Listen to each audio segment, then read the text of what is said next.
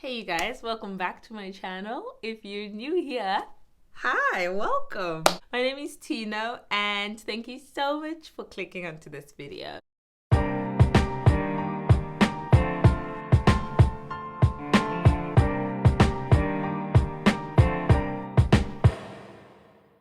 You know, a while back we were talking about relocating to the UK as healthcare assistants, and I know a lot of people have managed to do so. I'm glad you guys are still going, you guys are still trying. It's not easy. I think it's gotten even harder. But if you're in the process of doing it, kudos to you. If you've made the move, congratulations. I hope you guys are settling in okay. So today's video, I wanted to talk about the struggles of relocating to a new country, the struggles of being a healthcare assistant in the UK currently, right now, because how are you guys doing? Come on, you need a hug. I know.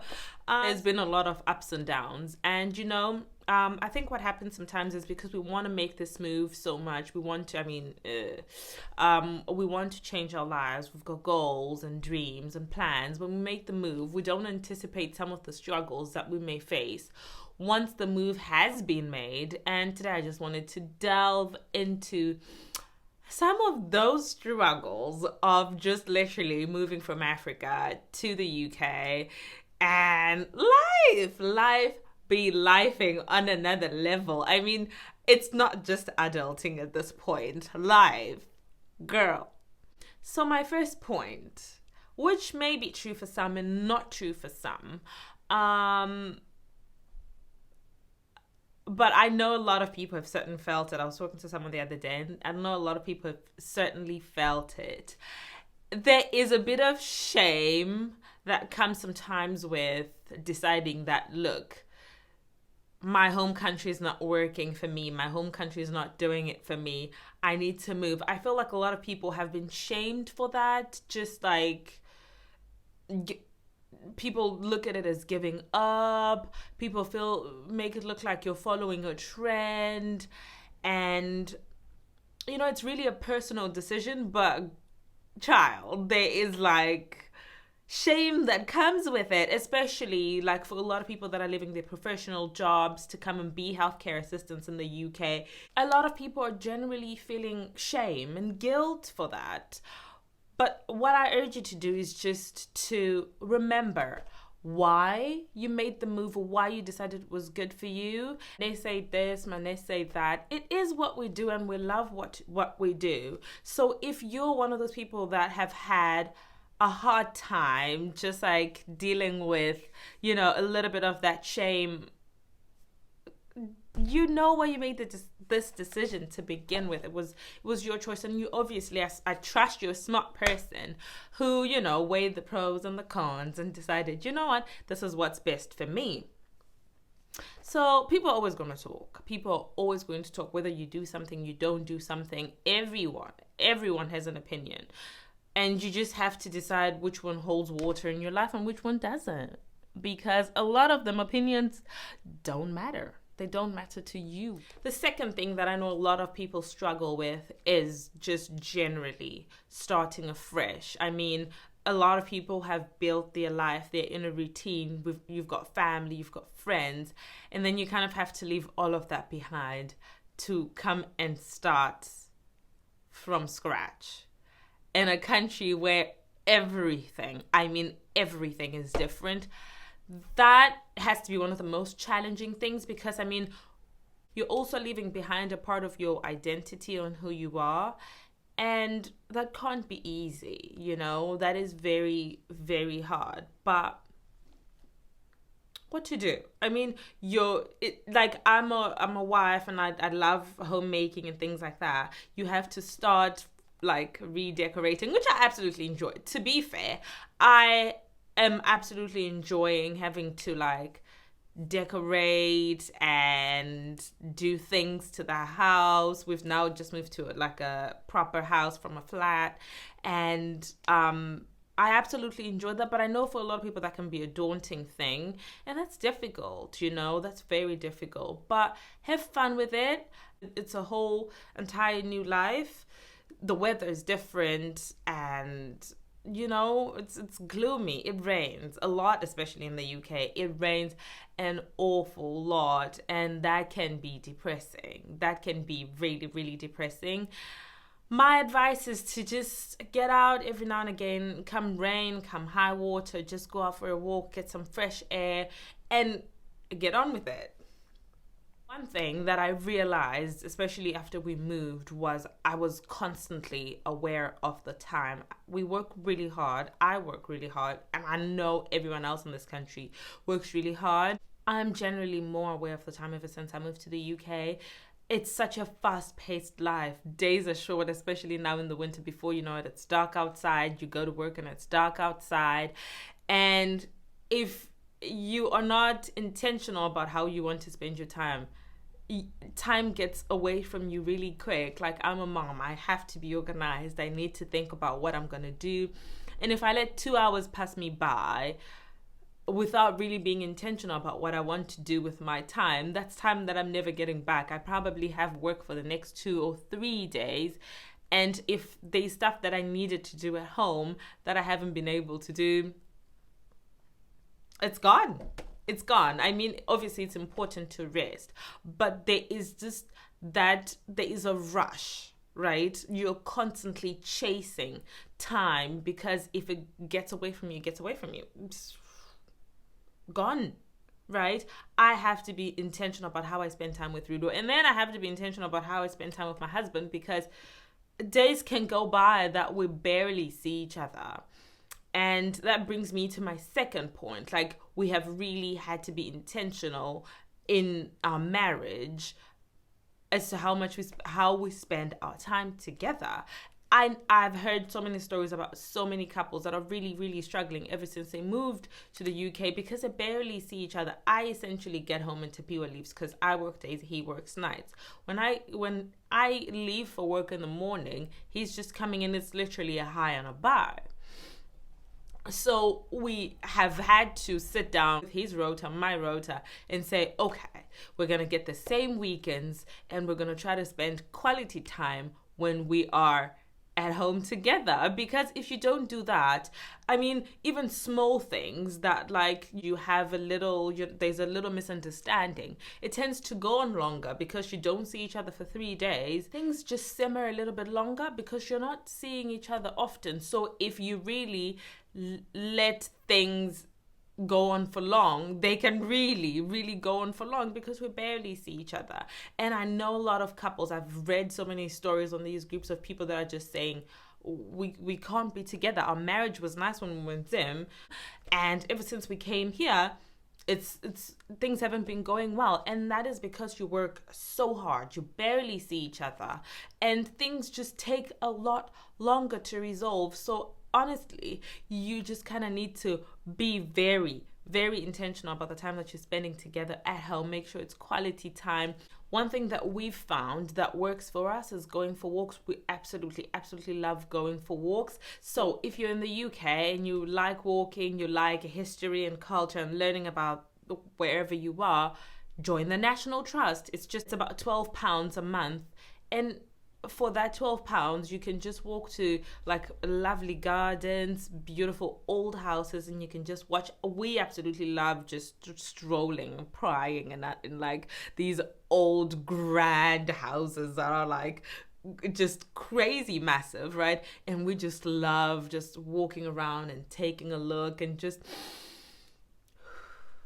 breathing. And that is our thing that we found works for us, just to ensure that we spend quality time together. Is the making of new friends. Guys, how do you in your late 20s, 30s just start making friends? I struggle. You've got a family, you've got a full-time job. How are you guys doing it? Because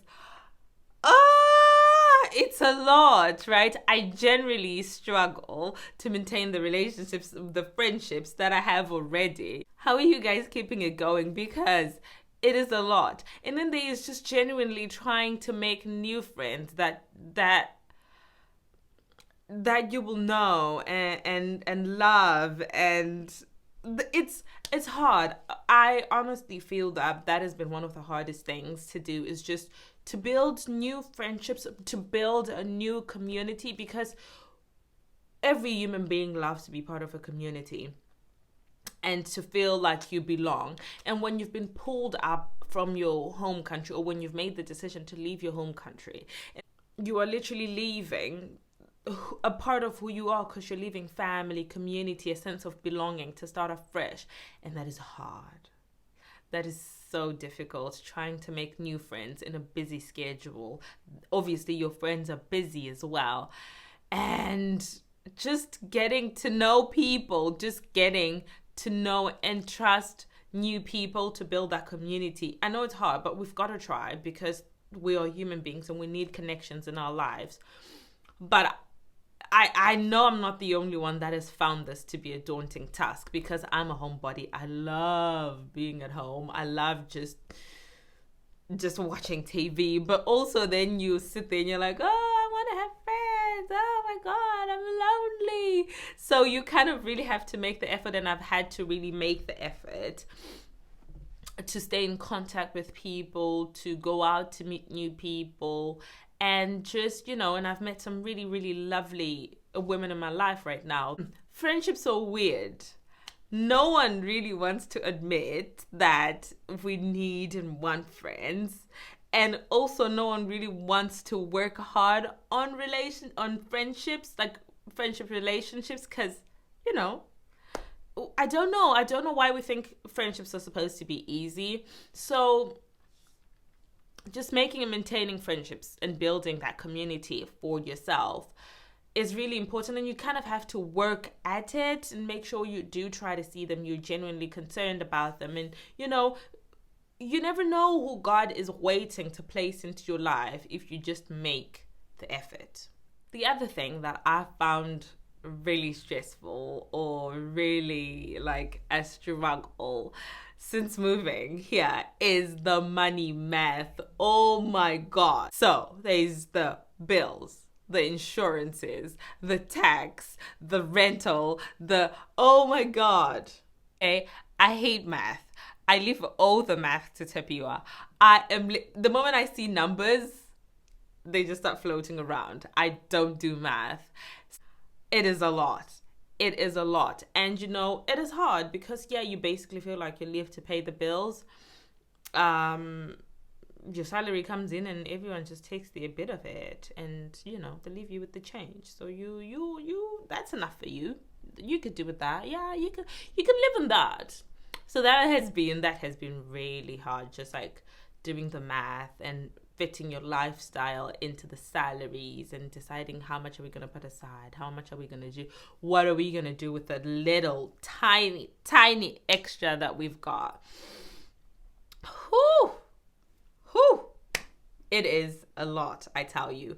But I also feel like it is worth it. There is some sort of freedom to it. I mean, you do pay the bills. You do have that tiny bit extra. And if you use it wisely, it will serve you very, very well.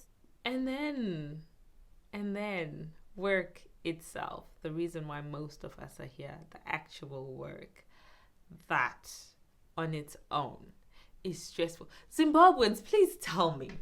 If you're not Zimbabwean, please just fast forward. I need to talk to my people. I need to understand. Zimbabweans, tell me, why are you guys so mean to each other? Why? What's wrong? What's going on? What's the matter? Honestly, why? Work can be stressful, right? But I've also listened to all these stories about, yikes, Zimbabweans, what's going on? Come to the background. Let's have a conversation about this. I've heard so many stories. People are coming to companies that don't have enough hours. People are coming to just work for, people that are not very nice to them, terrible bosses. And for other people, it's been really bad. It's been depressing. And sadly, we come from a culture that doesn't understand much about mental health issues and depression, and just the job that we do is mentally, emotionally, and physically tasking. So when you have an employer that's not very kind to you, you're not getting the hours you're contracted for, and people are just really ill-treating you, that is so difficult, and my heart goes out to everyone who's in this situation. Sometimes you've got all the hours you need, but the people that you work with are genuinely not nice people. I urge you to pray, not just for employment that will allow you to relocate, but pray for a good place to work. Pray for compassionate employers.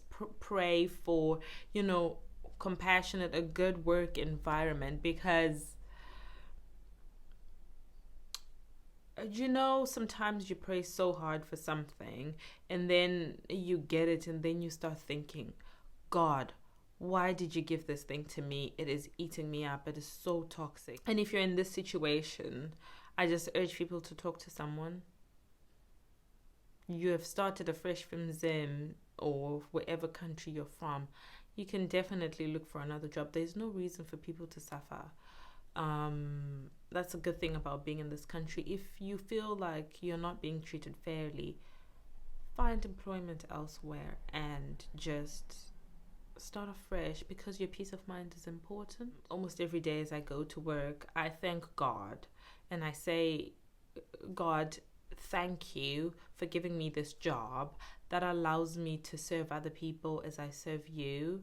And I just try to show love and kindness to everyone that I meet, because that is what we do as Christians. Remember, your mental health is important. Your health is important. And if you've got any other struggles that I forgot to mention or that I don't know about that you faced when you moved to wherever you moved to, please leave them in the comment section below. I'll definitely be there for all the nice, funny, juicy stories and to just encourage each other, because we're here, we did it, and the show must go on. And let's just build a community of support. I think as Zimbabweans we need to, I'm talking to Zimbabweans. This is just for Zimbabweans. Yeah. Let's support each other a bit more. Life is tough, we need each other, especially in a foreign land. We really, really do. Thank you so much for watching this video and watching this far. May the Lord keep you and bless you. May He meet you at your point of need. And I will see you in my next video. Bye.